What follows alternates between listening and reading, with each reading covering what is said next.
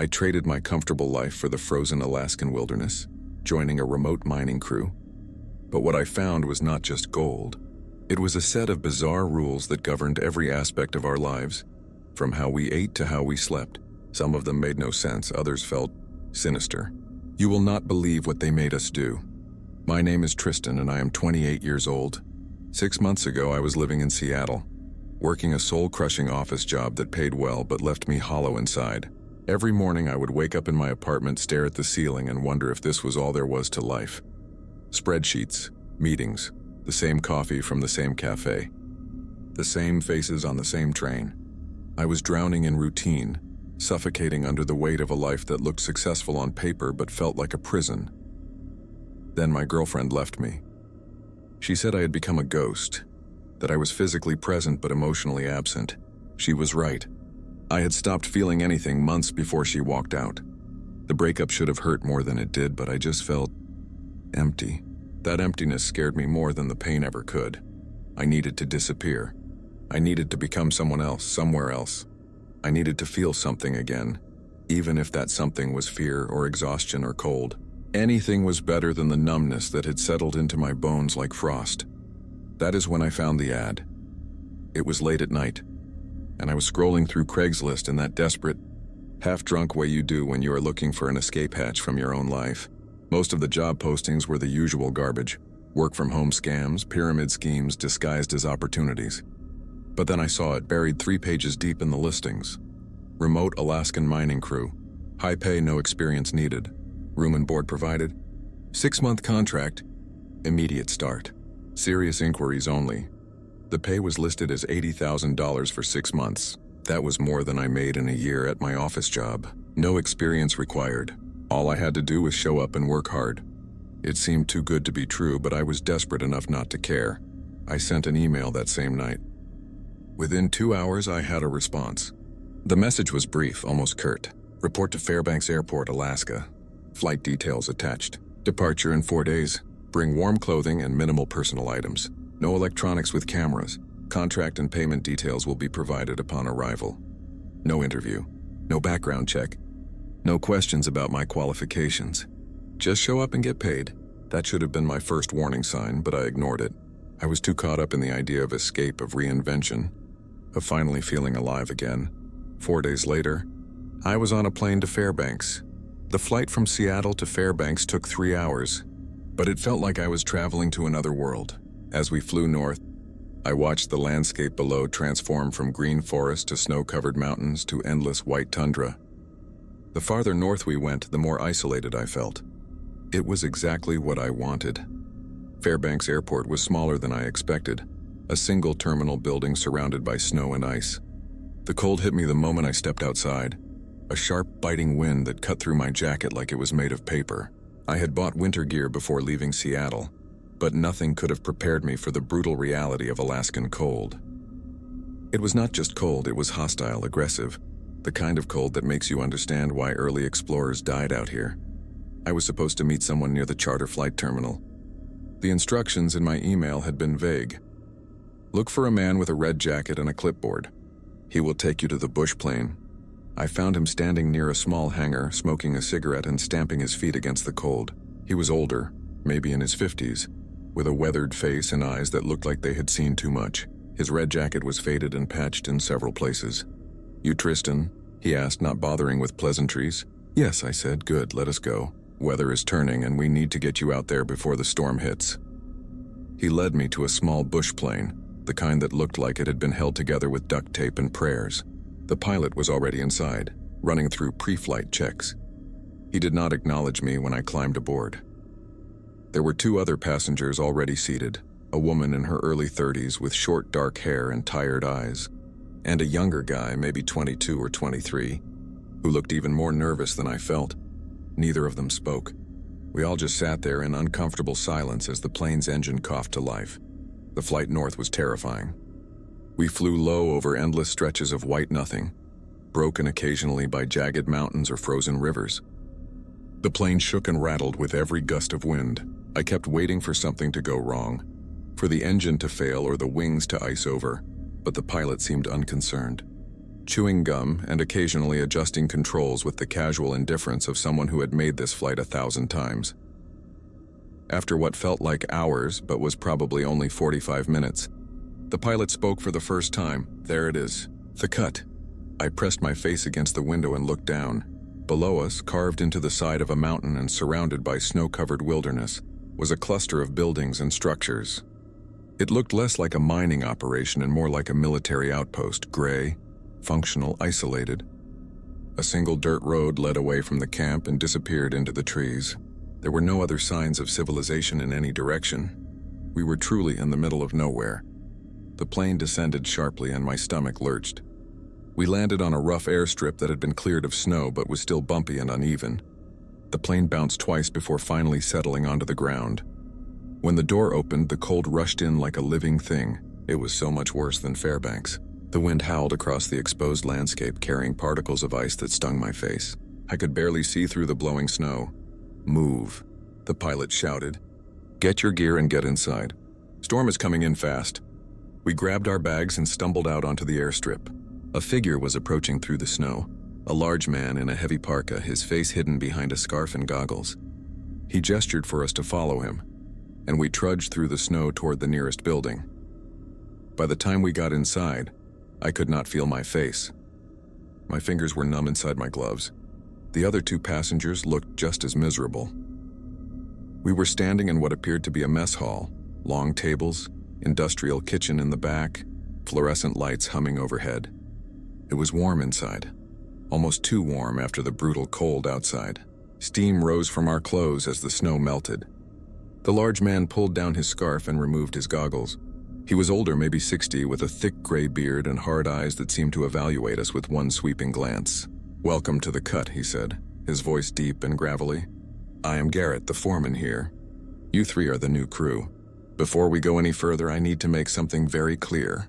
This is not a normal job.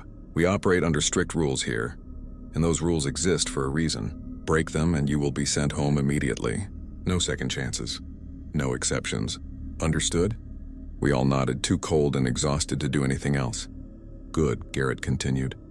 "You will be assigned bunks, given work schedules, and briefed on safety protocols tomorrow morning. For now, get settled in. Dinner is at 6 p.m. sharp. Do not be late." He turned and walked away, leaving us standing there in our wet clothes, shivering and confused. The bunkhouse was a long, narrow building divided into small rooms, each containing 2 beds, a small table, and a locker for personal belongings. It was Spartan but functional. I was assigned a room with the younger guy from the plane. His name was Kyle, and he seemed even more out of place than I felt. "This is crazy, right?" he said as we unpacked our bags. "I mean, this whole setup. It feels like we just joined some kind of cult or military operation."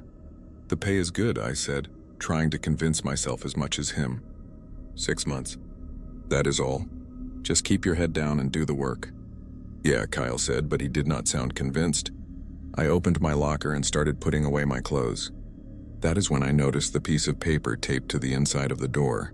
It was a typed list, yellowed with age. "Camp rules. Read and follow. Never go near the old ventilation shaft on the north side after dark. If the mining equipment starts running on its own during the night shift, evacuate the tunnel and do not return until daylight. Always check the bunkhouse windows before sleeping. If you see a face that is not your reflection, do not look again. If you see lights moving beneath the ice in the frozen lake, turn around immediately and report to the foreman." I stared at the list for a long moment, reading it again and again. What kind of mining operation had rules like these? They did not sound like safety regulations. They sounded like something else entirely, like warnings about things that should not exist. "You got one of those too?" Kyle asked. He was holding up an identical list from his own locker. "Yeah," I said quietly. "What do you think it means?" "The ventilation shaft thing, the equipment running on its own. That is just safety stuff, right? Like faulty wiring or structural issues?" "Maybe," I said, but I did not believe it. Before we could discuss it further, a bell rang somewhere in the camp, loud and insistent. Kyle jumped at the sound. "That is the dinner bell," said a voice from the doorway. We turned to see a man in his 40s standing there, lean and weathered, with sharp eyes and a guarded expression. "You do not want to be late. First rule of the cut, be on time for meals." Garrett does not tolerate tardiness. Thanks, I said. Are you part of the crew? Been here 3 years, the man said. Name is Vince. Word of advice, do not ask too many questions, do your work, follow the rules, and you will be fine. Try to be clever or curious and you will regret it. He walked away before we could ask him anything else. Kyle and I exchanged glances, then headed toward the mess hall. The mess hall was fuller now. Maybe 20 people total seated at the long tables. Most of them were men, ranging in age from their 20s to their 60s. Everyone looked tired, their faces etched with the kind of exhaustion that comes from hard labor and harsh conditions. The woman from the plane, her name was Rachel, I would learn later, was seated at the far end of one table eating in silence. What struck me immediately was how quiet it was. 20 people eating dinner, and the only sounds were the scraping of forks against plates and the occasional cough. No one was talking. No one was making eye contact. It felt wrong, unnatural. Garrett stood at the front of the room near the kitchen, arms crossed, watching everyone eat. His presence was oppressive, like a prison warden overseeing his inmates. Kyle and I got our food, some kind of stew with bread and coffee, and looked for a place to sit. That is when I noticed the second strange thing. The seating was arranged in a very specific way. Veterans sat on the left side of the room, newer people on the right. Within those sections, people seemed to be seated by seniority or some other invisible hierarchy I could not quite grasp. Where do we sit? Kyle whispered. Right side, Vince called out from his seat on the left. End of the table. And finish everything on your plate. All of it. We sat down at the end of the right side table. The stew was bland but warm. I started eating, trying to ignore the oppressive silence and the feeling of being watched.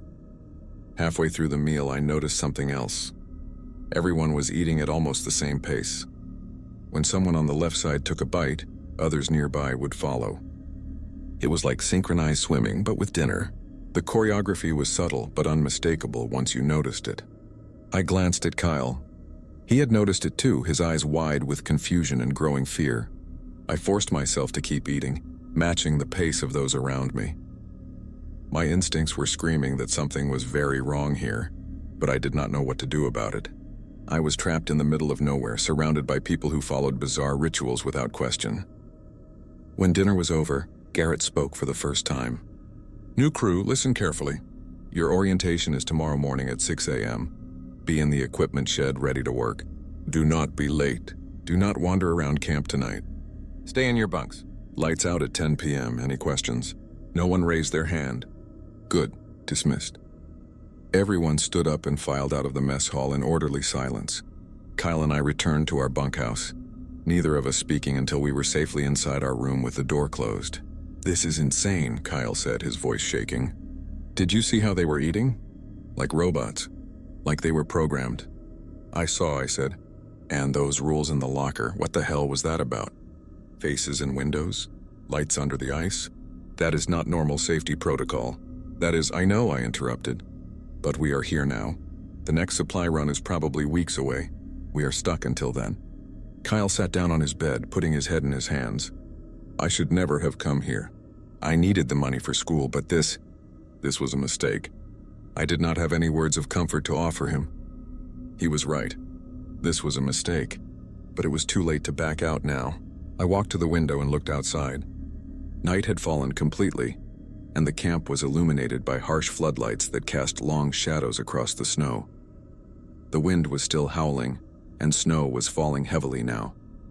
Beyond the lights, the wilderness was absolute darkness. And then I saw it. A figure standing at the edge of the light, just beyond the fence that surrounded the camp. It was too far away and too dark to make out details, but it appeared to be a person, motionless, facing toward the bunkhouse, facing toward me. I froze, my breath catching in my throat. The figure did not move. It just stood there, barely visible in the swirling snow. Kyle, I said quietly, come here. He got up and came to the window. What? Do you see that? Out there by the fence. Kyle squinted through the glass. I do not see anything. I looked again, the figure was gone. The space where it had been standing was empty, just blowing snow and darkness. It was right there, I said. Someone was standing there watching. Maybe it was one of the crew, Kyle suggested, but his voice was uncertain. Maybe, I said, but I did not believe it. I pulled the curtain closed and stepped away from the window. My heart was pounding. That night I barely slept. Every sound made me jump. The wind rattling the windows, the building creaking and settling, footsteps in the hallway outside our room. And in the back of my mind, I kept thinking about those rules in the locker. Rule number 3, always check the bunkhouse windows before sleeping. If you see a face that is not your reflection, do not look again. I had looked out the window. I had seen something. Had I already broken a rule on my first night? The next morning, I woke up to Kyle shaking my shoulder. "Tristan, wake up. It is 5:30. We need to get ready." I dragged myself out of bed feeling like I had not slept at all. My body ached and my mind felt foggy. Kyle looked just as bad, dark circles under his eyes, his face pale and drawn. We dressed quickly in our work clothes, thick pants, thermal shirts, heavy boots. The cold was seeping through the walls even with the heaters running. At exactly 6 a.m., we arrived at the equipment shed. It was a large building filled with mining gear, tools, and machinery. The rest of the crew was already there, standing in loose formation. Garrett stood at the front next to a whiteboard covered in work assignments. "Morning," Garrett said, his voice cutting through the silence. "Today you learn how things work at the cut. First rule, you follow orders exactly as given. Second rule, you do not question those orders. Third rule, you work hard, you stay safe, and you go home rich at the end of your contract. Simple, clear?" "Yes, sir," a few voices responded. Garrett began assigning work crews. I was paired with Vince and 2 other veterans, a quiet older man named Harold and a younger guy named Pete who had been here about a year. Kyle was assigned to a different crew, working in a different part of the mine. Rachel was assigned to equipment maintenance. "Tristan," Garrett said, looking directly at me, "you are with Vince today. He will show you the tunnels, teach you how to operate the equipment, and make sure you do not get yourself killed. Pay attention to everything he tells you. Your life depends on it." "Yes, sir," I said. The work began immediately. We geared up with helmets, headlamps, and safety equipment, then headed toward the mine entrance, a massive opening carved into the side of the mountain, reinforced with steel and concrete. As we walked, Vince explained the basics. "We're pulling out copper and some rare earth elements," he said. "The main tunnel goes about 2 miles into the mountain. There are side tunnels branching off, but most of them are closed now. We focus on 3 active sections. You will learn the layout as we go." "What about those rules in the locker?" I asked. "The ones about the ventilation shaft and the equipment running on its own?" Vince stopped walking and turned to face me, his expression hard. "What did I tell you yesterday? Do not ask too many questions. Those rules exist for a reason. Follow them. That is all you need to know." "But no," Vince interrupted sharply. "Listen to me very carefully, Tristan. People have died here. People have disappeared. Not because of accidents or equipment failure, because they did not follow the rules. Because they thought they knew better.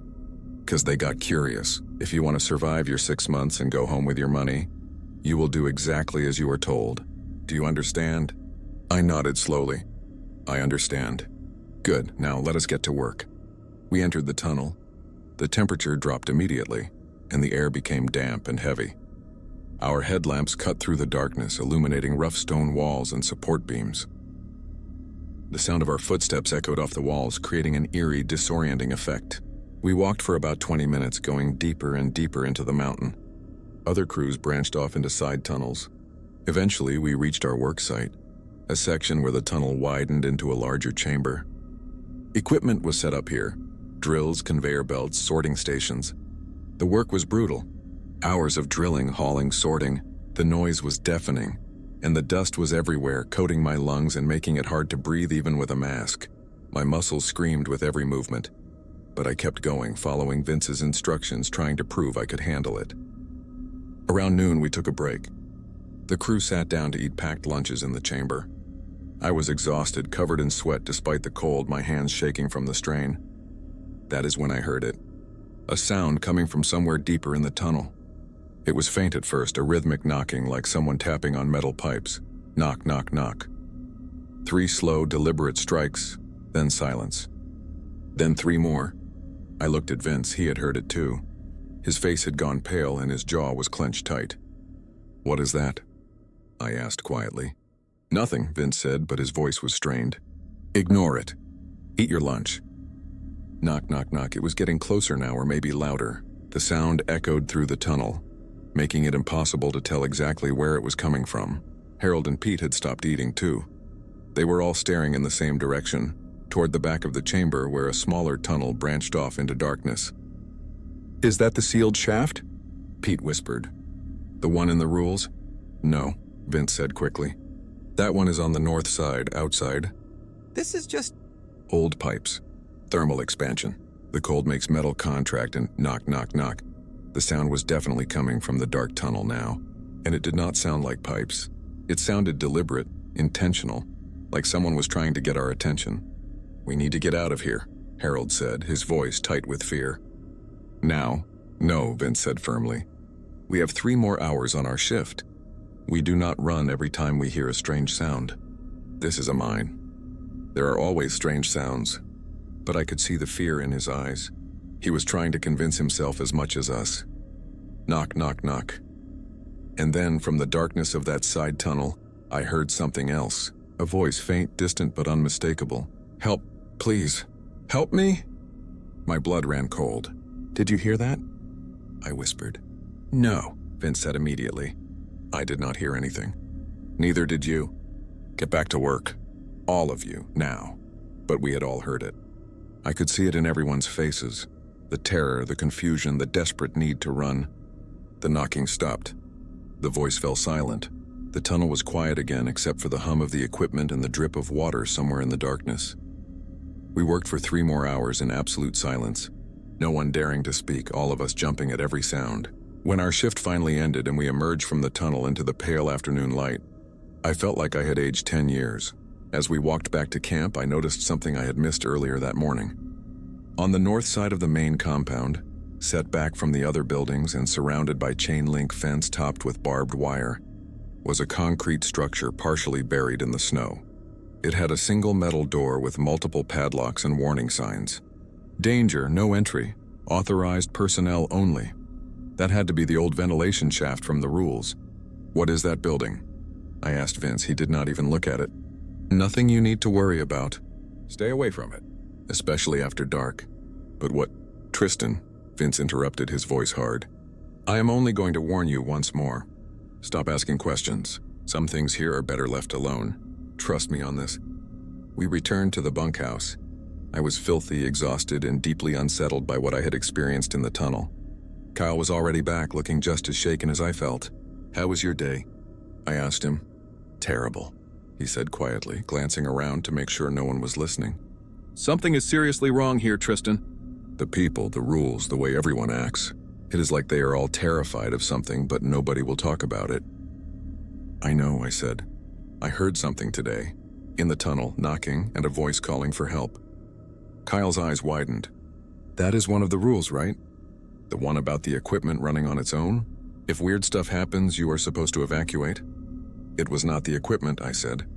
"It was coming from a sealed tunnel, and Vince made us stay. Made us keep working like nothing was happening." "Jesus," Kyle whispered. "What did we get ourselves into?" Before I could answer, the dinner bell rang. 6 p.m., time to eat. We went through the same bizarre ritual as the night before. Assigned seating, synchronized eating, oppressive silence. Garrett watched from the front of the room like always. And like before, everyone finished everything on their plate. No exceptions. After dinner, Kyle and I returned to our room. It was only 7:30, but I was exhausted. I just wanted to sleep and forget about the knocking and the voice and the suffocating sense of wrongness that permeated everything here. "I'm going to take a shower," Kyle said. "Try to wash off some of this dust." "Okay," I said. After he left, I sat on my bed and stared at the list of rules still taped inside my locker. I read them again, trying to make sense of them. Rule number 2. If the mining equipment starts running on its own during the night shift, evacuate the tunnel and do not return until daylight. What did that mean? Equipment does not just run on its own. And why would you need to evacuate and wait until daylight? What difference would daylight make? I was so lost in thought that I almost did not hear it at first. A faint sound, barely audible over the wind outside. Scratching, coming from the window. My heart started pounding. Slowly, very slowly, I turned my head toward the window. The curtain was closed, but I could see movement behind it. A shadow shifting back and forth, scratch, scratch, scratch. Something was scratching at the glass. I thought about rule number 3. Always check the bunkhouse windows before sleeping. If you see a face that is not your reflection, do not look again. I should not look. I should leave the curtain closed and pretend I heard nothing. But curiosity and fear were battling inside me, and curiosity was winning. I stood up slowly and walked toward the window. My hand reached for the curtain. "Do not do it," a voice in my head screamed. "Do not look." But I did. I pulled the curtain back just an inch and looked outside. A face was pressed against the glass. Pale, gaunt, eyes too wide and too dark, not quite human. It was staring directly at me, its mouth open in a silent scream. I stumbled backward with a shout, my heart hammering in my chest. I tripped over my own feet and fell, landing hard on the floor. The scratching stopped. The shadow was gone. Kyle burst into the room, his hair still wet from the shower. "What happened? Are you okay?" I was gasping for breath, my whole body shaking. The window. There was something at the window, a face. Kyle ran to the window and threw open the curtain. He looked outside, then back at me. "There is nothing there. Just snow." "It was there," I insisted. "I saw it. Right there, pressed against the glass." Kyle closed the curtain again and helped me up. Okay, you saw something. But it is gone now." "The rules," I said, my voice shaking. "The third rule. It said if you see a face in the window that is not your reflection, do not look again." I looked, I broke the rule. Maybe it was just... I do not know. Maybe someone playing a prank? Trying to scare the new guys. That was not a person, Kyle, that was not human. We stood there in silence for a long moment, both of us breathing hard, both of us terrified. "We need to get out of here," Kyle finally said. "I do not care about the money anymore. We need to find a way off this mountain." "How?" I asked. "We are in the middle of nowhere. The next supply plane probably is not coming for weeks. We are stuck here. Then we survive," Kyle said grimly. "We follow the rules, keep our heads down, and count the days until we can leave." That night, neither of us slept. We took turns keeping watch, one of us always awake, always listening. And outside our window in the darkness beyond the camp lights, we heard sounds we could not explain. Footsteps in the snow. Whispers carried on the wind. And once just after midnight, a long, low siren that made my bones ache with dread. When it finally ended, we heard the sound of doors slamming throughout the camp as people rushed into their bunks. We heard running footsteps, shouted orders, and then silence. "What the hell was that?" Kyle whispered. I had no answer. But I remembered something Vince had said. People have died here. People have disappeared. We were learning the hard way that the cut was not just a mining operation. It was something else entirely. Something wrong. Something that should not exist. And we were trapped here with it. The next few days blurred together in a nightmare routine. Wake up, work in the tunnels. Eat in silence. Sleep fitfully. Repeat. The knocking in the tunnels continued, though Vince and the other veterans always insisted it was nothing. The ventilation shaft on the north side remained locked and guarded, though I never saw anyone actually enter or leave it. And every night at random times we would hear footsteps outside our window, sometimes accompanied by that horrible scratching sound. I followed rule number 3 now. I never looked at the windows after dark. I kept the curtains closed and tried to pretend nothing was out there. But Kyle was deteriorating. The fear was eating him alive. He barely ate anymore and he jumped at every sound. During our shifts in the tunnel, I could see his hands shaking. He was on the verge of a breakdown. On the 4th day, I decided I needed answers. I could not keep going like this, working in ignorance, following rules I did not understand. So during lunch break, while the others were eating, I approached Vince. "I need to know what is really going on here," I said quietly. "Please. The knocking, the faces in the windows, the midnight sirens, what are we really dealing with?" Vince looked at me for a long moment, his expression unreadable. Finally, he sighed. "Come with me," he said. He led me away from the others, deeper into the tunnel system, until we were alone in a quiet section far from the active work areas. "What I'm about to tell you stays between us," Vince said. "If Garrett finds out I talked, I will be sent home immediately. Understand?" "I understand," I said. "The cut has been here for 70 years, Vince began. It started as a legitimate mining operation back in the 1950s. Good money, hard work, nothing unusual. But about 30 years ago, they dug too deep. They broke through into something. A cave system that should not exist. A place that was not on any geological surveys. He paused, his face grim in the light of our headlamps. They found things down there. In those caves. Old things. Wrong things. Things that had been sealed away for a very long time.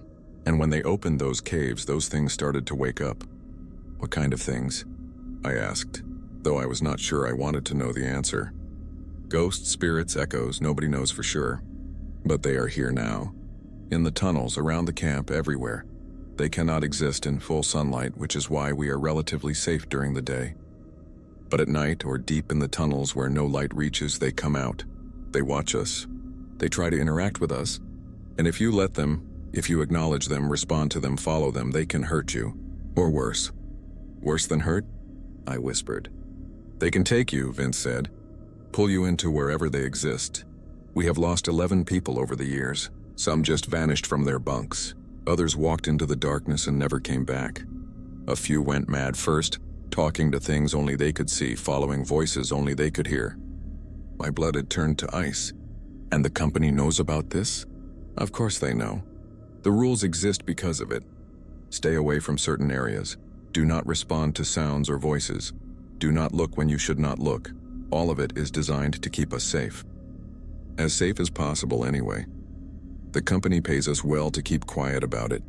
They pay Garrett extra to enforce the rules. And as long as we follow them, most of us make it out alive. Most? I repeated. Nobody said this job was risk-free, Vince replied. You signed a contract without reading it, did you not? I did too, my first time. We all did. Desperate people do desperate things. I was shaking now, barely able to process what I was hearing. We need to leave. We need to get out of here right now. There is nowhere to go, Vince said flatly. You are in the middle of the Alaskan wilderness in winter. The nearest town is over 100 miles away. You would freeze to death in hours if you tried to walk out. The only way off this mountain is the supply plane, and that does not come for another 3 weeks. 3 weeks, I whispered. I have to survive 3 more weeks of this. If you follow the rules, you will probably be fine, Vince said. But his eyes told a different story. They said nothing was certain here. They said people died even when they followed the rules. Why do you stay? I asked him. If it is this dangerous, why keep coming back? Money, Vince said simply. 3 years here and I have saved enough to retire. 1 more year and I am done. I can put up with a lot for that kind of financial security. But you are young. If you survive this contract, do not come back. Take your money and run as far from here as you can. We returned to the worksite in silence. I felt numb, disconnected from reality. Everything Vince had told me should have been impossible, insane. But I had seen the face at my window. I had heard the knocking in the tunnels. I knew he was telling the truth. That evening, something different happened. During dinner, Garrett made an announcement.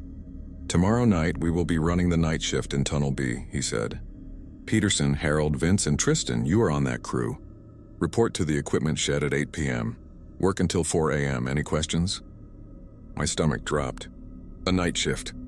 Deep in the tunnels, where those things were strongest. I looked at Vince. His face was pale, his jaw tight. He was scared. If a veteran like him was scared of the night shift, I should be terrified. After dinner, I pulled Vince aside. The night shift, is it safe? Safe is a relative term here, Vince said. But yes, it can be done. Just follow the rules. Especially rule number 2. If the equipment starts running on its own, we evacuate immediately. No hesitation. No trying to investigate. We get out and we do not go back until sunrise. Clear? Clear, I said, though my voice was shaking. That night I told Kyle about the conversation with Vince. I told him everything, the caves, the things that lived in them, the people who had disappeared. Kyle listened in horrified silence, his face growing paler with every word. We are going to die here, he whispered when I finished. We are going to die in this place and nobody will ever know what happened to us. No, I said firmly, trying to convince myself as much as him. We are going to survive. 3 more weeks. We just have to make it 3 more weeks and then we are out of here forever. But I was not sure I believed it. The next day dragged by in agonizing slowness. Every hour that passed brought me closer to the night shift, and with it, the certainty that something terrible was going to happen. I could feel it in my bones, a cold dread that would not let go. At 8 p.m., I reported to the equipment shed as instructed. Vince, Harold, and Peterson were already there, gearing up with grim expressions. Peterson was the crew leader for this shift, a hard man in his 50s who rarely spoke and never smiled. "Listen up," Peterson said as we prepared. "Night shifts are different. The tunnels feel different. Sound carries differently. Your mind plays tricks on you. Do not trust your senses down there. Do not wander off. Do not investigate strange sounds. We stick together, we do our work, and we get out." "Understood?" "Yes, sir," we all replied. We entered the tunnel at 8:30 p.m. The darkness felt thicker at night, more oppressive. Our headlamps cut through it, but the shadows seemed to press in from all sides. The temperature was colder too, though that should not have been possible this far underground. We walked deeper into the mountain, passing through familiar sections until we reached Tunnel B, one of the older sections that had been recently reopened for new mining. The walls here were rougher, less reinforced. Water dripped constantly from the ceiling, and the air smelled of damp earth and something else, something rotten and old. We set up our equipment and began working. Drilling, hauling, the same brutal labor as always. But everything felt wrong. Every sound seemed amplified. Every shadow seemed to move. My nerves were stretched to the breaking point. Around 11 p.m. I heard it for the first time. Footsteps coming from deeper in the tunnel. I stopped working and listened. The others had heard it too. We all stood frozen, our headlamps pointing toward the darkness at the far end of the tunnel. The footsteps were slow, deliberate. They were getting closer. "Back to work," Peterson said quietly. "Ignore it." "But there is someone," I started. "There is nothing down there," Peterson interrupted sharply. "Whatever you think you hear, it is not real. Get back to work." We tried to continue working, but the footsteps kept coming, closer, closer, until they should have been right on top of us. Then they stopped. The tunnel was silent except for the drip of water and our ragged breathing. I forced myself to keep drilling, to focus on the work, to ignore the overwhelming sense that something was standing right behind me, watching me, waiting for me to turn around. At midnight, things got worse. The drilling equipment suddenly surged to life on its own. The conveyor belt started moving. Tools began rattling in their cases. And from somewhere deep in the tunnel, I heard the sound of machinery starting up. Grinding, clanking, the whir of motors that should not have been running. Rule number 2. If the mining equipment starts running on its own during the night shift, evacuate the tunnel and do not return until daylight. "Out," Peterson shouted. "Everyone out. Now." We grabbed our gear and ran. Behind us, the sounds grew louder. Machines roaring to life, metal scraping against stone, and underneath it all, something that sounded like laughter. Cold, echoing laughter that filled the tunnel and chased us as we fled. We did not stop running until we burst out of the mine entrance into the freezing night air. We stood there gasping for breath, our hearts pounding, adrenaline flooding our systems. "What the hell was that?" I shouted. "Quiet," Peterson hissed. He was staring back at the mine entrance, his face twisted with fear. "Do not draw attention. Just be quiet." We stood there in the snow for what felt like hours, but was probably only minutes. Slowly, the sounds from inside the tunnel faded. The machines wound down. The laughter stopped. "We are done for tonight," Peterson said finally. "We will report to Garrett and finish the shift tomorrow during daylight.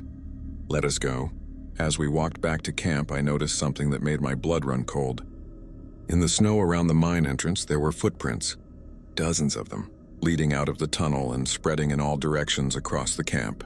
But they were not normal footprints.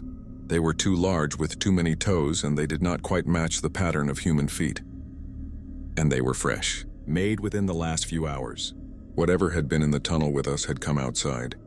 Back at the bunkhouse, I found Kyle sitting on his bed, wide awake despite the late hour. "How was it, Wayne?" he asked. "Terrible," I said. The equipment started on its own. We had to evacuate. And Kyle, there were footprints outside. Things came out of the tunnel. Kyle's face went white. "Jesus, Tristan, we need to leave tonight, right now. We can take supplies from the kitchen, grab whatever warm clothes we can find, and just start walking. Someone will find us eventually. We will freeze to death if we stay here. We will freeze to death if we leave," I said. "It is 20 below zero out there. We would not make it 5 miles. Then what do we do?" Kyle asked desperately. "Just wait here until one of those things kills us?" I did not have an answer. I sat down on my bed and put my head in my hands, trying to think clearly through the fear and exhaustion. That is when I remembered something. During orientation, Garrett had mentioned supply runs. The company sent supplies every 3 weeks. That meant there was communication with the outside world, radio equipment, maybe even internet.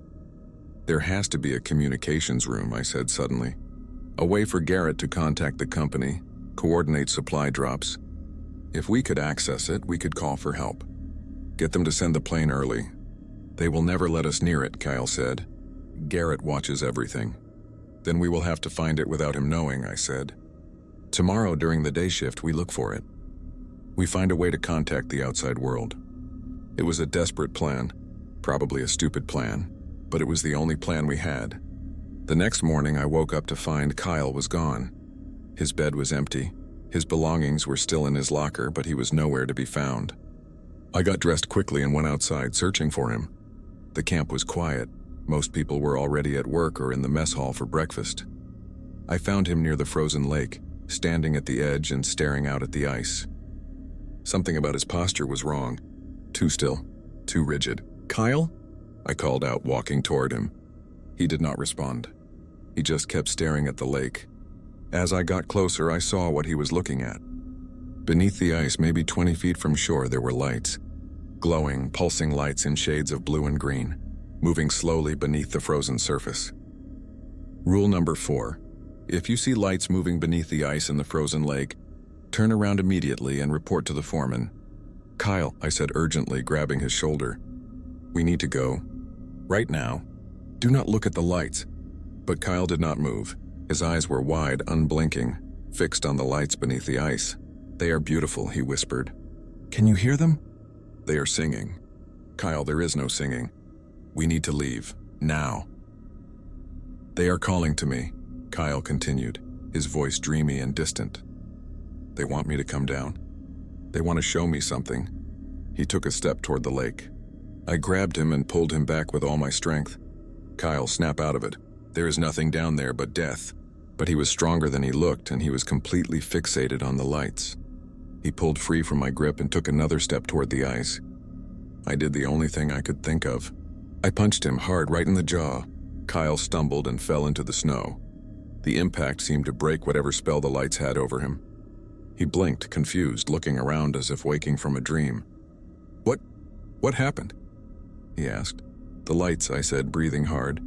"You were looking at the lights under the ice. You were about to walk out onto the lake." Kyle's eyes widened with horror. He looked back at the frozen surface where the lights were still moving, still pulsing with that hypnotic glow. "Oh God," he whispered. "I heard them, voices, music, they were so beautiful. I wanted to..." He trailed off, his face pale with the realization of how close he had come to dying. "We need to report this to Garrett," I said. "That is the rule. Come on." I helped Kyle to his feet and we made our way to the main office where Garrett spent most of his time. We found him reviewing work schedules, a cup of coffee steaming on his desk. "What?" he asked when we entered, his tone irritated. "We saw the lights," I said, "under the ice in the lake." Kyle almost walked out onto it. Garrett's expression darkened. He stood up and grabbed his coat. "Show me." We led him back to the lake.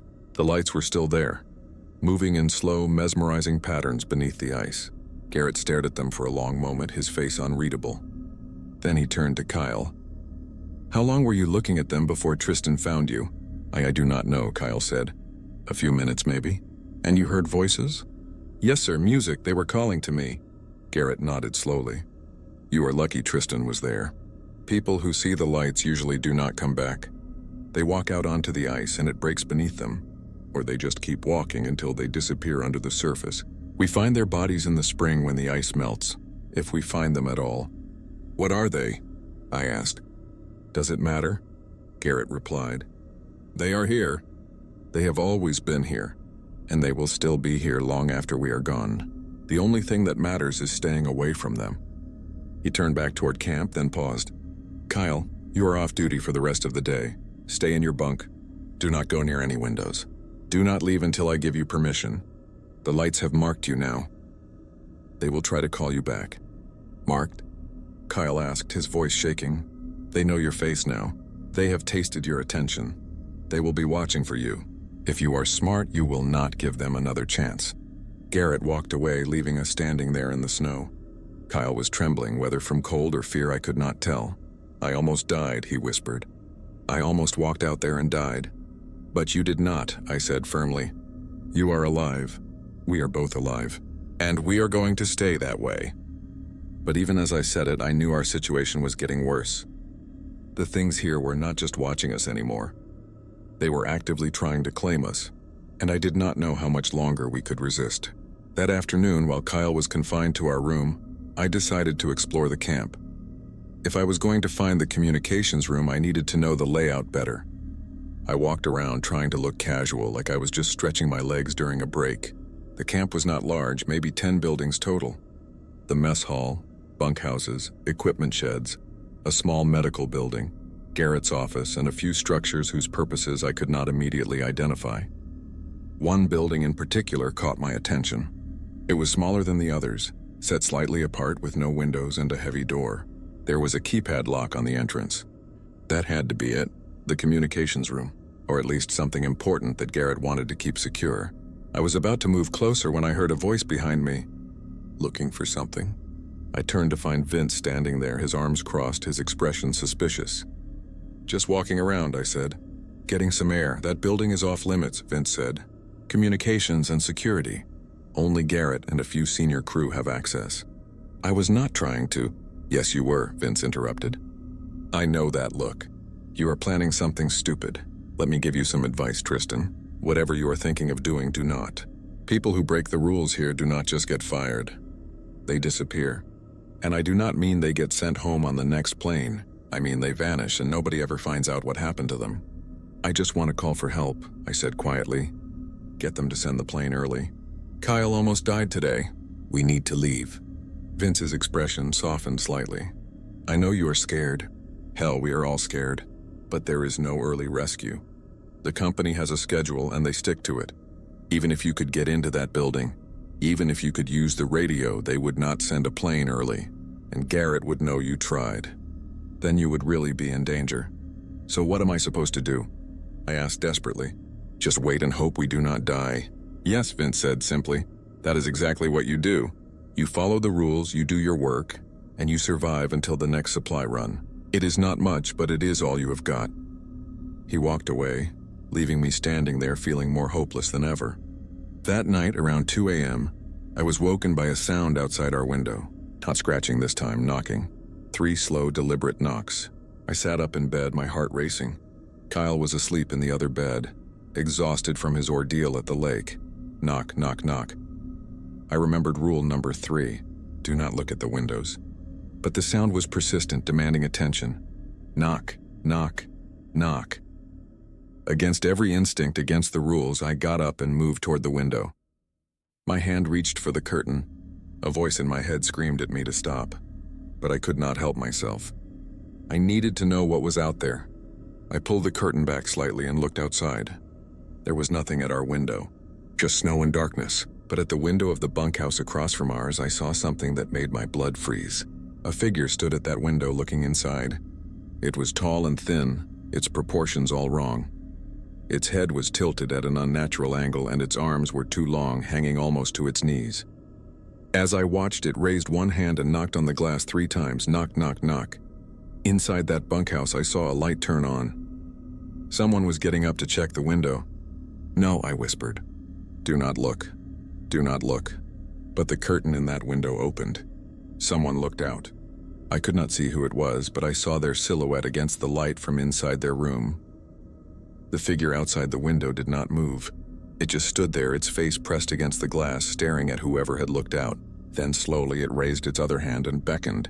"Come outside, come to me." The person inside the room stood there for a long moment.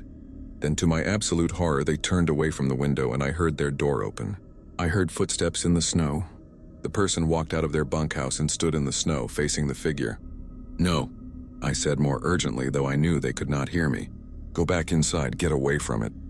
But the person just stood there staring at the figure, and the figure stared back. Then without warning, the figure moved.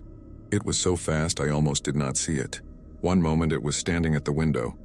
The next moment it was right in front of the person, impossibly close. its long arms wrapping around them. The person did not scream. They did not fight. They just stood there as the figure pulled them close as if embracing them. Then they both walked away from the bunkhouses, moving toward the darkness beyond the camp lights. The person walked calmly, mechanically as if in a trance. The figure walked beside them, one long arm draped across their shoulders. They disappeared into the darkness, and I never saw either of them again. I stood at my window shaking, barely able to process what I had just witnessed.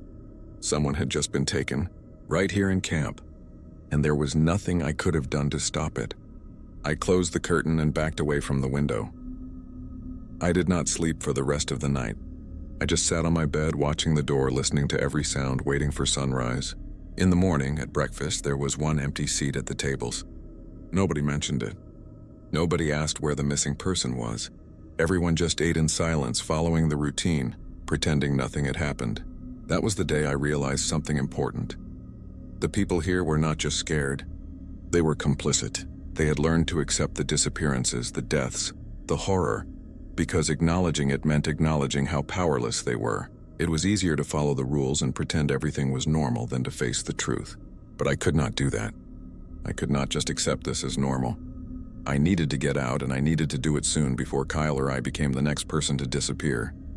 Over the next week, I watched and learned. I studied Garrett's routines, memorized the camp layout, and looked for any possible way to escape or contact the outside world. I also watched the people around me more carefully, and I started to notice things I had missed before. Some of the veterans had strange marks on their hands and necks, thin white scars that looked like frostbite but in strange patterns. Some of them talked in their sleep, muttering words in a language I did not recognize, and some of them seemed to be gone for hours at a time with no explanation of where they had been. One night, I followed Harold when he left the bunkhouse at 3 a.m. I kept my distance, moving quietly through the shadows. He walked to the north side of camp, to the locked ventilation shaft that everyone was supposed to avoid. To my shock, he pulled out a key and unlocked the door. He went inside. I crept closer, my heart pounding.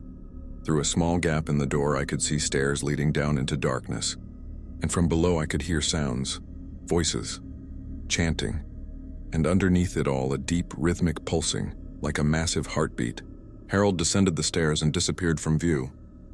The door swung shut behind him. I stood there for a long moment, trying to process what I had just seen. The ventilation shaft was not abandoned. People went down there regularly, willingly. The next day, I confronted Vince during our lunch break in the tunnel. "Some of the crew go into the ventilation shaft at night," I said bluntly. "I saw Harold go down there." "What is really down there?" Vince's face went pale. "You followed him? Are you insane? If Garrett finds out—" "Tell me the truth," I interrupted. "All of it. What is down there? What are people doing?" Vince was quiet for a long time. Finally, he spoke, his voice barely above a whisper. "The things here in the tunnels and around camp, they want something from us. Not just our fear. They want worship, recognition. They want us to acknowledge that they are real, that they have power. And some people give them what they want. They go down into the shaft where the things are strongest. They perform rituals, make offerings. In exchange, the things protect them, leave them alone, maybe even grant them favors." "That is insane," I said. "Those people have gone crazy." "Maybe," Vince agreed. "Or maybe they have just accepted reality." "This place changes you, Tristan. The longer you stay, the more you realize that human rules do not apply here. The things down in that shaft are not ghosts or spirits. They are something older, something that was here before us and will be here long after. Fighting them is pointless.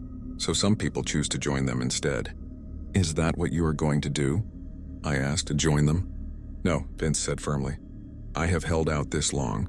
I can make it one more year. But I understand why others make that choice. When you are faced with something you cannot fight and cannot escape, sometimes surrender seems like the only option." That conversation changed everything for me. I realized that this place was not just physically dangerous. It was psychologically destructive.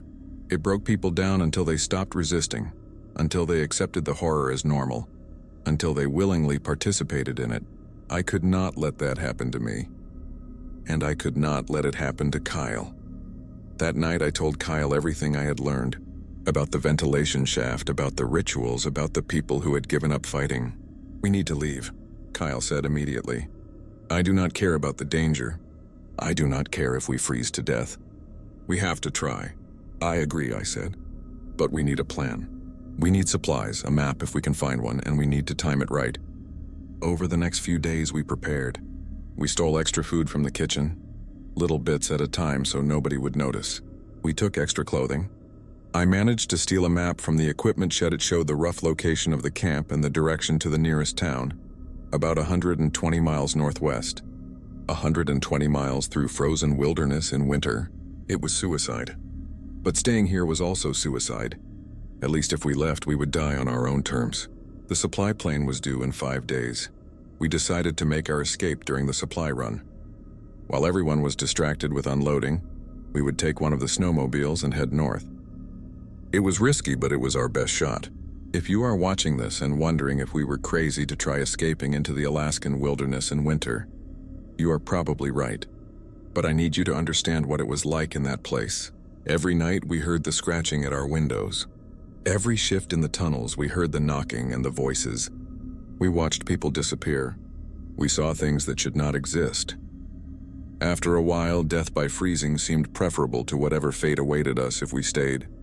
And hey, if you are enjoying this story so far, I would really appreciate it if you could hit that like button and subscribe to the channel. It helps me keep making content like this. And if you have ever worked a job that seemed too good to be true, drop a comment below. I would love to hear your stories. But back to Alaska, back to the cut. On the day before the supply plane was scheduled to arrive, something happened that almost derailed our entire plan. Kyle broke. I woke up in the middle of the night to find him standing at the window, the curtain open, staring outside. His eyes were wide and glassy, and he was smiling. "Kyle?" I said quietly, getting out of bed. "What are you doing?" "They are back," he whispered, his voice dreamy and distant. "The lights. They are calling to me again." I rushed to the window and looked out. Sure enough, in the direction of the frozen lake, I could see the faint glow of those blue-green lights. "Kyle, close the curtain. Do not look at them." "But they are so beautiful," Kyle said. "And they are singing again. Can you hear it? They are singing my name." I grabbed him by the shoulders and physically turned him away from the window. "Kyle, listen to me. This is what they do. They get inside your head. You have to fight it." But Kyle was not listening. His eyes were unfocused, and he was swaying slightly as if hearing music only he could perceive. "They promised me something," he murmured. "If I come to them, they will take away the fear. They will make everything peaceful. Do you not want peace, Tristan? Are you not tired of being afraid?" "Kyle, snap out of it." I shook him hard, but he barely seemed to notice. He pulled away from me and moved toward the door. "I need to go to them. They are waiting for me." I blocked his path. "You are not going anywhere. We are leaving tomorrow. Just one more day. You can make it one more day. Tomorrow is too late," Kyle said, and for the first time his voice had an edge to it. "They are calling me now. I need to go now." He tried to push past me and we struggled. Kyle was stronger than I expected, fueled by whatever compulsion the lights had planted in his mind. We crashed into the table, knocking over a lamp. The noise was loud in the quiet night. "Kyle, please," I begged. "Fight it. This is not you." For just a moment, clarity returned to his eyes. "Tristan," he whispered, I cannot fight it anymore. It is too strong. It is in my head and I cannot get it out." Tears were streaming down his face now, and I realized he was aware of what was happening to him. He was trapped inside his own mind, watching himself being controlled by something else. "Help me," he whispered. Then his eyes went glassy again and he shoved me hard. I stumbled backward, hitting the wall. Kyle ran for the door. I lunged after him and grabbed his arm, but he twisted free and burst out into the hallway. I chased him outside into the freezing night. Kyle was running toward the lake, his feet crunching through the snow. He was not wearing a coat or boots, just his thermal underwear. He would freeze to death in minutes even if the lights did not get him. "Kyle, stop!" I shouted, running after him. But he did not stop. He was running faster now, his breath coming in ragged gasps, his eyes fixed on the glowing lights beneath the ice. I was gaining on him, just a few more feet. Then, out of nowhere, someone else appeared. Garrett. He must have heard the commotion. He tackled Kyle from the side, bringing him down hard into the snow. Kyle fought like a wild animal, thrashing and screaming. "Let me go! They are calling me. I need to go to them. Help me!" Garrett shouted at me. "Hold him down." I threw myself onto Kyle's legs while Garrett pinned his arms. Kyle bucked and twisted, his strength inhuman. "Get the sedative from the medical building," Garrett ordered. "Now." I ran as fast as I could to the small medical building, smashed the window when I found the door locked, and grabbed the emergency medical kit. Inside was a syringe and several vials of sedative. My hands were shaking so badly I could barely read the labels. I ran back to find Garrett still struggling to hold Kyle down. By now, several other crew members had emerged from their bunkhouses, watching in horrified silence. "Give it to me," Garrett said. I handed him the syringe and he injected Kyle in the arm. It took a few minutes for the sedative to take effect, but gradually, Kyle stopped fighting. His eyes closed and his body went limp. Garrett stood up, breathing hard. He looked at me with an expression I could not quite read, part anger, part sympathy. "Get him inside," he said. "He stays in the medical building under observation until the supply plane arrives tomorrow. He is done here." We carried Kyle to the medical building and laid him on one of the beds.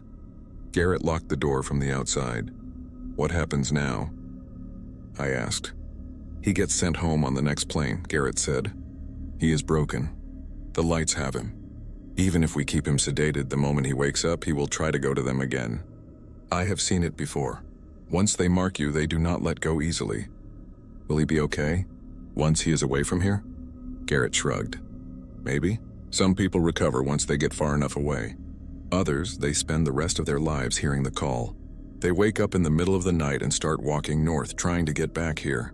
Their families have to watch them constantly." "This is a nightmare," I whispered. "This is the cut," Garrett replied. "You wanted an adventure, right? A fresh start? Congratulations. You found one." He walked away, leaving me standing there in the snow, shaking from cold and shock and the terrible realization of what this place had done to Kyle. The next day, the supply plane arrived right on schedule. It was a larger plane than the bush plane that had brought us, with enough space for cargo and passengers. The whole camp turned out to help unload supplies. Boxes of food, equipment parts, medical supplies, fuel drums. Everyone was working together, focused on the task. Even Garrett was occupied, checking inventory lists and signing paperwork. This was my chance, maybe my only chance. I had packed a small backpack with the supplies Kyle and I had stolen. Dried food, extra clothing, a flashlight, matches, and the map. I had hidden it behind the bunkhouse early that morning. While everyone was distracted with the unloading, I slipped away and retrieved my pack. Then I made my way to where the snowmobiles were kept. There were 3 of them, all fueled and ready. I had watched the crew use them often enough to know the basics. Key in the ignition, choke, pull start, throttle. My hands were shaking as I approached the nearest one. This was it. Once I started that engine, everyone would know. I would have maybe a 30-second head start before someone came after me. But I had to try.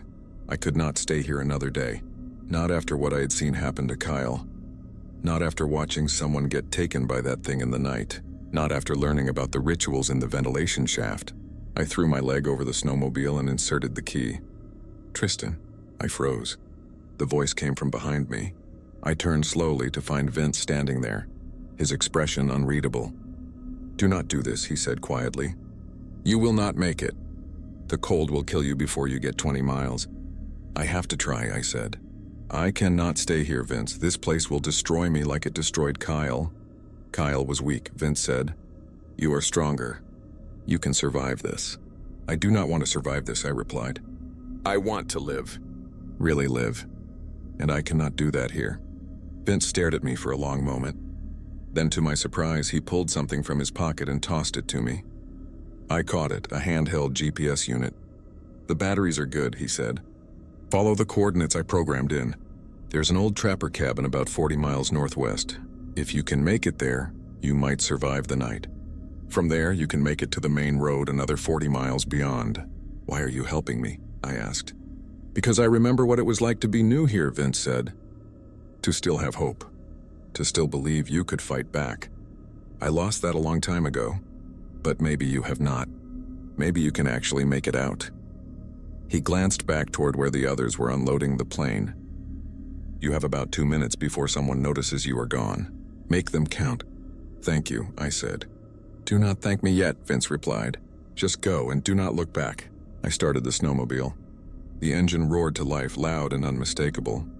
I gunned the throttle and took off across the snow, heading northwest, away from the cut, away from the tunnels and the rules and the things that lived in the darkness. Behind me I heard shouting. Someone had noticed, but I did not look back. I kept my eyes forward, focused on the GPS coordinates, on the hope of escape, on survival. The snowmobile flew across the frozen landscape. The wind was brutal, tearing at my face, but I did not slow down. I could not slow down.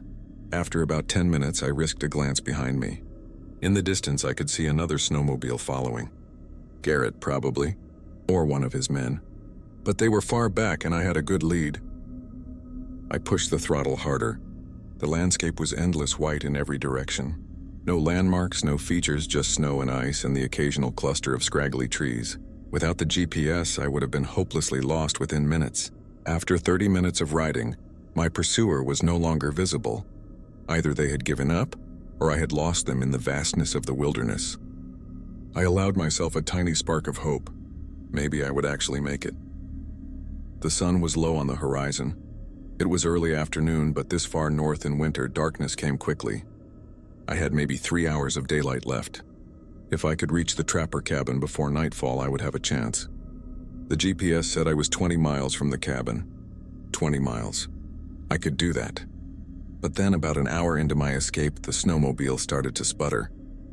The engine coughed once, twice, then died completely. No.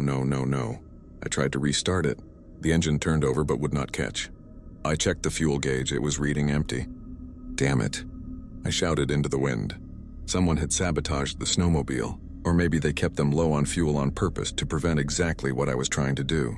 Either way, I was stranded. I looked around. There was nothing but snow in every direction. The temperature was dropping as the sun sank lower.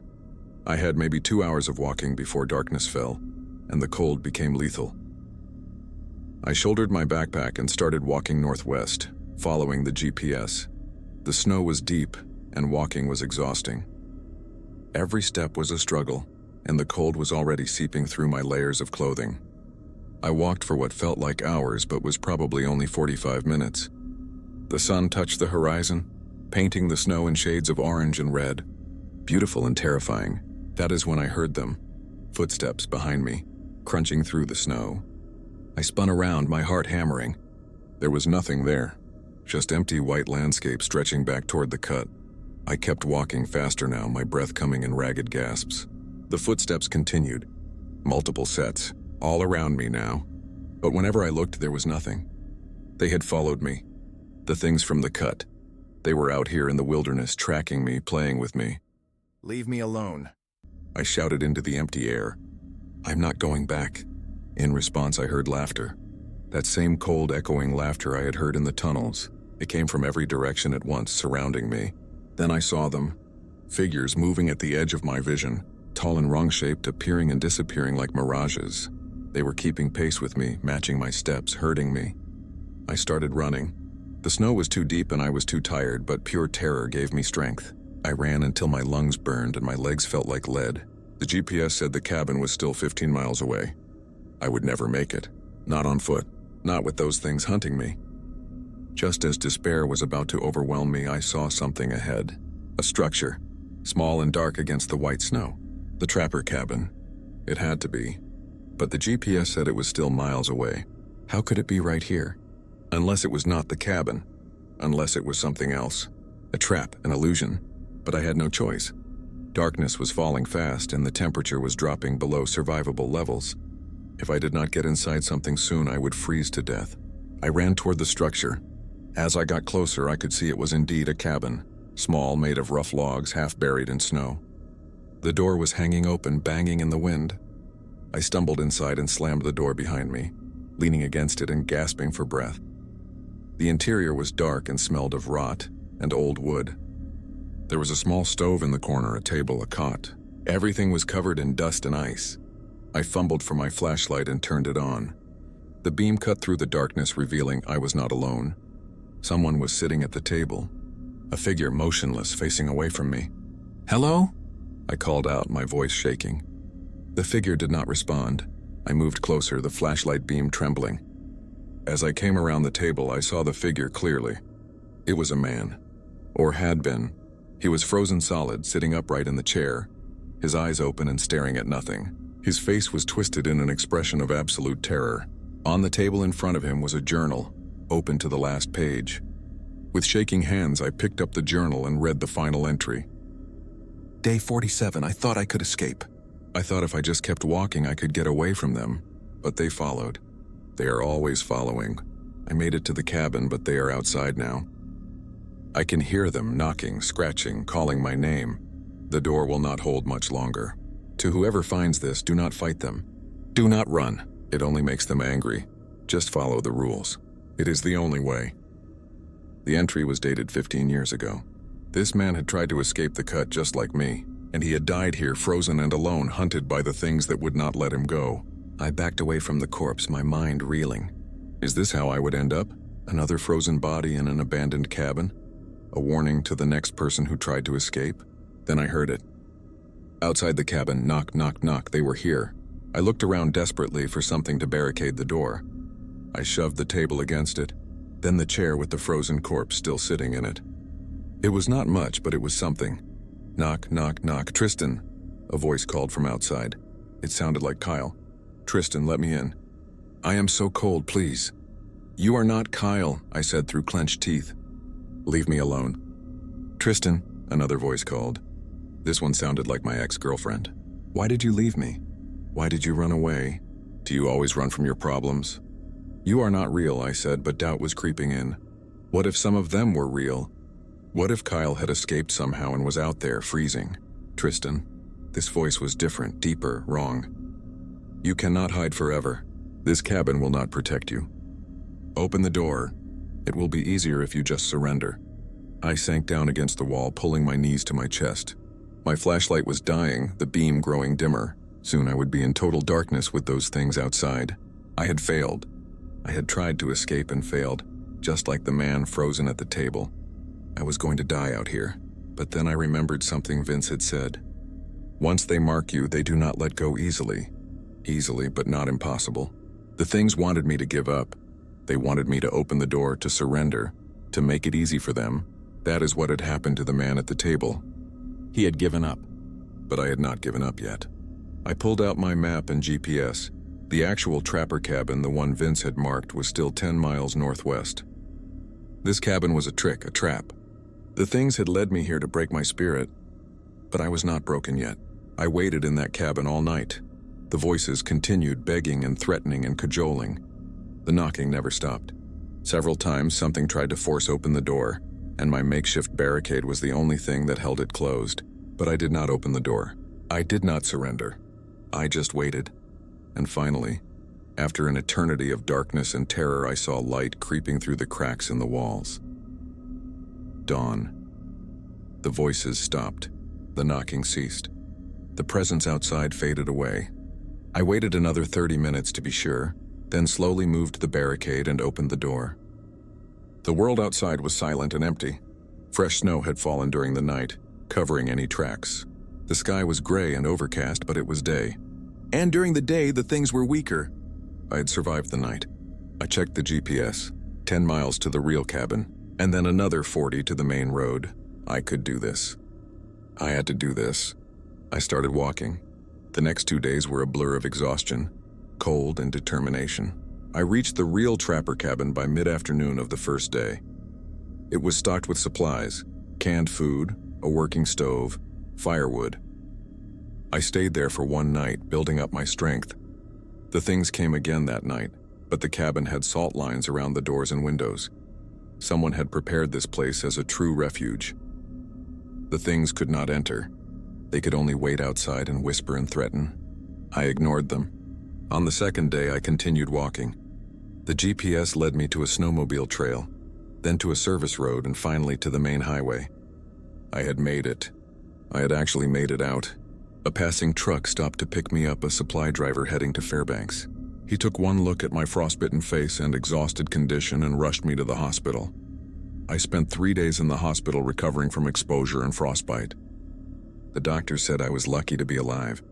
I had lost 2 toes to frostbite, but otherwise I would recover. The police came to interview me. I told them I'd been working at a remote mining operation and had gotten lost during a supply run. I did not mention the rules, the things in the tunnels, the faces at the windows, or the lights under the ice. They would have thought I was insane. Maybe I was insane. Maybe the whole thing had been a hallucination brought on by isolation and stress. But I did not think so. The frostbite was real. The scars were real. And when I closed my eyes, I could still hear the knocking. After I was released from the hospital, I contacted the company that ran the cut. I wanted to file a report, to warn them about the conditions there, to demand they shut the operation down. But when I tried to reach them, the number was disconnected. The email address bounced back. The company did not exist, at least not in any official capacity I could find. I contacted the authorities, told them everything. They sent investigators to the coordinates I provided, but when they arrived, there was nothing there. No camp, no buildings, no mine, just empty wilderness. They said I must have been confused about the location. But I know what I saw. I know where I was. The cut exists, or existed. Maybe it moves. Maybe it only appears to certain people. Maybe it is something that should not exist in the normal world. I also tried to find out what happened to Kyle. I called every hospital and psychiatric facility in Alaska. Nobody had any record of a Kyle matching his description. It was like he had never existed. As for the money, the $80,000 I was promised, I never saw a penny of it. I left with nothing but trauma and scars. It has been 6 months since I escaped the cut. I am living in Portland now, working a normal job, trying to rebuild my life. But I am not the same person who boarded that plane to Fairbanks. I do not sleep well. When I do sleep, I dream of tunnels and knocking and faces at windows. I wake up sometimes with the absolute certainty that something is standing at the foot of my bed, watching me. I avoid looking at windows after dark. I never answer unexpected knocks on my door, and I never ever look at bodies of water at night, terrified I might see lights moving beneath the surface. Sometimes I wonder if I really escaped, or if the things from the cut are still with me, still following me, waiting for the right moment to call me back. I have tried to research the history of Alaskan mining operations, looking for any mention of the cut or similar incidents.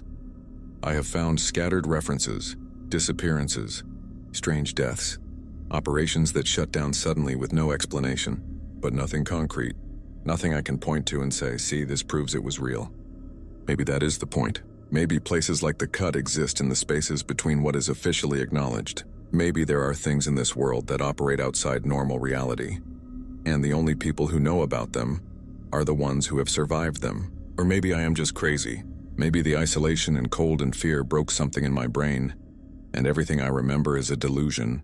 Maybe Kyle never existed. Maybe Vince and Garrett and Harold were all figments of my imagination.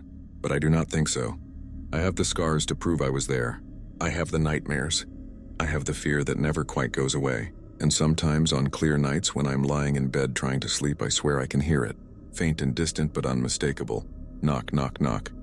3 slow, deliberate strikes like someone is calling me back. I tell myself it is just the building settling. Just the neighbors. Just my imagination. But deep down, I know the truth. The things from the cut are still out there, and they remember me. They know my name. They know my face. And one day they might come to collect what they think is owed to them. So that is my story. That is what happened when I joined a remote Alaskan mining crew, because I was desperate for a fresh start. I found something far worse than the life I was trying to escape. If you take anything from this story, let it be this. When something seems too good to be true, it probably is. When a job offers ridiculous money for no experience and no questions asked, there is a reason. And when you find yourself in a situation where people follow strange rules without explanation, do not ignore your instincts. Get out immediately. I was lucky. I escaped with my life, if not my sanity. But Kyle did not. And that man in the fake cabin did not. And the 11 people who vanished from the cut before I arrived did not. Would you have followed those rules? Would you have stayed and tried to survive the 6 months? Or would you have done what I did and risked everything to escape? Let me know in the comments below. I am genuinely curious what you would have done in my situation. And if you have ever worked somewhere that had strange rules or experienced something you could not explain, share your story. Maybe together we can start to understand what is really out there in the places the world pretends do not exist. Thanks for watching. Or reading, I guess. However you experience this story, if you made it all the way to the end, I appreciate you taking the time to hear what happened to me. And remember, be careful what jobs you apply for. Be careful what rules you agree to follow, because some places extract a much higher price than you realize when you sign on the dotted line. Stay safe out there, and whatever you do, if you hear knocking in the night, do not answer it. This is Tristan signing off.